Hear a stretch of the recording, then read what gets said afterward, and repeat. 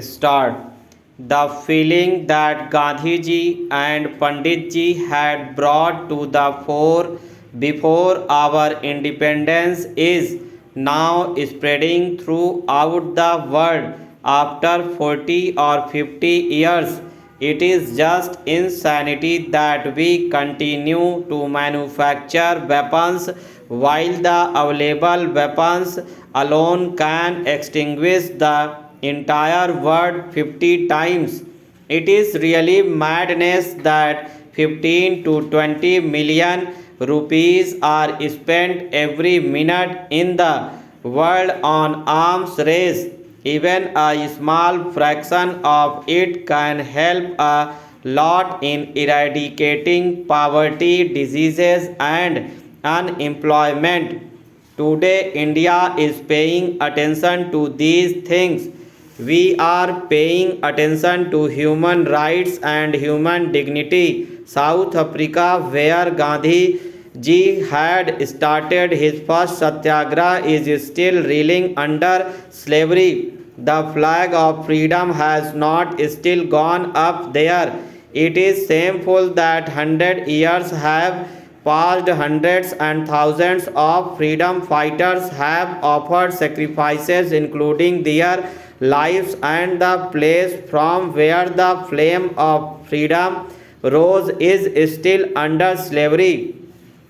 We have raised the question of poor people in the world. We have taken up the cause of suppressed sections of the world. We have demonstrated that our voice is that of balance, tolerance, compassion, truth, and non-violence.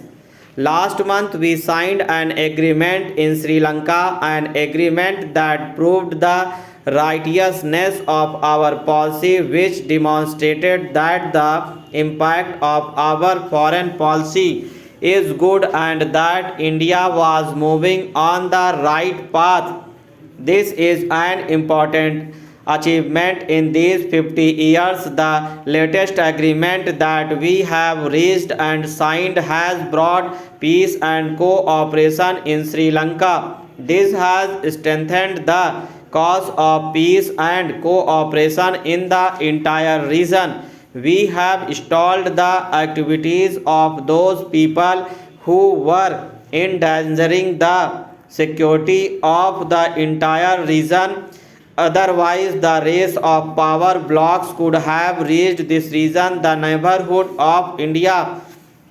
This has strengthened the cause of non-alignment. It has been proved that countries can solve their problems through dialogue without allowing the big powers or other sections or parties to come in. We have seen that when difficult. Today, on the 50th anniversary of our independence, we have to rededicate ourselves to those ideas and concepts. Our greatest achievement is the system given to us by our forefathers. We have seen that the system is in tune with our ancient traditions and our culture, which is continuing interrupted for thousands of years. We used that spirit in our struggle for freedom and should use it in building a new India. Today, our greatest attainment is our democracy, and we have to safeguard and consolidate it. Full stop over.